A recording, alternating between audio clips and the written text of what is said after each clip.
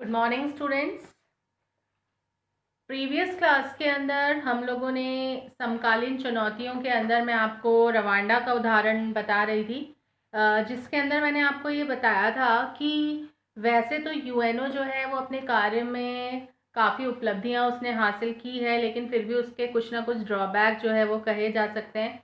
शांति कायम करने का जो कार्य है यूएनओ का, वो पूरी तरह से उसको कर पाने में सफल नहीं रहा है। और आतंकवाद के बारे में हम लोगों ने डिस्कस किया था कि आज विश्व के अंदर एक बड़ी समस्या के रूप में आतंकवाद जो है वो बढ़ता जा रहा है। और आज आतंकवादी जो है वो अनेक प्रकार के हथियार जो है, विध्वंसक हथियार वगैरह जो है, परमाणविक, रासायनिक, जैविक हथियार जो है उनका प्रयोग कर रहे हैं और मानवता जो है उनको हानि पहुंचाने का कार्य कर रहे हैं। इसी के साथ साथ हम लोगों ने अफ्रीका के अंदर जो रवांडा देश है उसके बारे में मैं आपको बता रही थी कि यहाँ पर दो समुदाय, जिनमें कि तुत्सी और हुतू लोग जो हैं, उनके बीच में जो नरसंहार हुआ था, मतलब 5 लाख तुत्सी लोग जो थे उनको हुतू लोगों ने मार डाला था।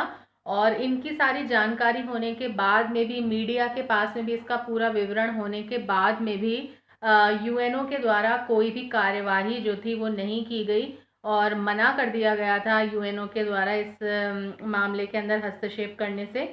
तो इसका मतलब ये नहीं है कि शांति मतलब अब कायम ही नहीं हो सकती है या शांति के कोई प्रयास ही नहीं किए गए हैं। दूसरे विश्व युद्ध के बाद में अगर आप देखेंगे तो जो जापान है और कोस्टारिका जैसे देश जो हैं, उन्होंने सैन्य बल नहीं रखने का फैसला किया था। आपको पता है सेकेंड वर्ल्ड वॉर के टाइम पर जापान जो है उसको बहुत ज़्यादा हानि जो है वो उठानी पड़ी थी। तो जापान और जो कोस्टारिका जैसे जो देश हैं, उनमें उन्होंने ये फैसला लिया था कि वो सैन्य बल नहीं रखेंगे। और बहुत से विश्व के अंदर भी बहुत से ऐसे क्षेत्र जो हैं वो बने हैं जहाँ पर पारमाणविक जो हथियार हैं उनसे मुक्त क्षेत्र बनाया गया है। अर्थात इन क्षेत्रों के अंदर आप किसी भी प्रकार का परमाणविक हथियार जो है उनका प्रयोग नहीं कर सकते हो। और आणविक हथियार जो है उनको विकसित करने और उनको तैनात करने पर एक अंतर्राष्ट्रीय मान्यता प्राप्त समझौते के तहत जो है वो पाबंदी लगा दी गई है। मतलब कि एक सभी कंट्रीज जो है उन्होंने ये समझौता किया है कि भाई इन अमुक क्षेत्रों के अंदर किसी भी प्रकार की कोई सैन्य कार्यवाही या आणविक हथियार जो है उनको विकसित नहीं किया जाएगा और ना ही उनको तैनात किया जाएगा। तो आज अगर अपन देखें तो इस प्रकार के 6 क्षेत्र हैं जिसमें इस प्रकार का कार्य या प्रक्रियाएं जो हैं वो चल रही हैं।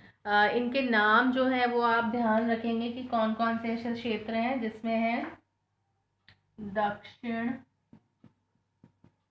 ध्रुवीय क्षेत्र, सेकंड है लैटिन अमेरिका, थर्ड है कैरेबियन, फोर्थ है दक्षिण पूर्वी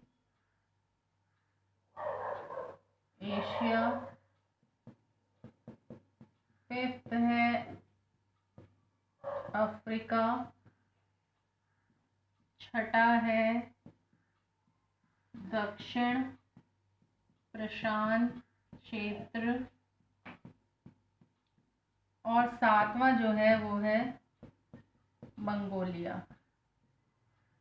ठीक है, तो ये जो 7 क्षेत्र हैं इन पर, मतलब इन क्षेत्रों पर पूरी तरह से परमाणविक हथियार वगैरह की तैनातगी पर प्रतिबंध लगाए हुए हैं। और सोवियत संघ में 1991 में से अति शक्तिशाली देशों के बीच में जो सैनिक प्रतिद्वंदिता है, खास करके जो परमाणविक प्रतिद्वंदिता है, उसको भी पूरी तरह से रोक लगा दी गई है। तो इस प्रकार से एक अंतर्राष्ट्रीय शांति के लिए जो खतरा था मेन, वो अब समाप्त हो चुका है। इसके अलावा जो समकालीन युग है उसमें शांति को बढ़ावा देने के लक्ष्य को लेकर भी बहुत सारे पहल कदम जो है वो बनाए जा रहे हैं, जिनको कि शांति आंदोलन के नाम से जाना जाता है। मतलब बहुत से शांति आंदोलन जो है वो प्रारंभ हो रहे हैं और दोनों विश्व युद्ध के कारण से जो भी विध्वंस हुए हैं उसने ही इस आंदोलन को प्रेरित किया है, क्योंकि जो हानि हुई है विश्व युद्धों के कारण वो बहुत अधिक हुई है और इन शांति आंदोलनों के माध्यम से इन सभी चीज़ों पर रोक लगाने का प्रयास किया गया। और ये जो आंदोलन है इनको बढ़ावा देने में समाज के विभिन्न वर्गों के द्वारा अपना योगदान दिया गया है, जैसे लेखक, वैज्ञानिक, शिक्षक, पत्रकार, पुजारी, राजनेता, मजदूर सभी। और इसका विस्तार भी हुआ है, जिसमें महिला सशक्तिकरण, पर्यावरण सुरक्षा जैसे जो अन्य आंदोलन हैं उनके द्वारा इनको समर्थन जो है वो दिया गया है। और इस आंदोलन ने जो शांति अध्ययन नामक ज्ञान की एक नई शाखा जो भी है वो भी सृजित की है, और इंटरनेट जैसे जो संप्रेषण के माध्यम है उनमें इसका इस्तेमाल किया जा रहा है। तो इस प्रकार से ये आपका जो टॉपिक है और आपका जो चैप्टर है वो यहीं एंड होता है। Thank you.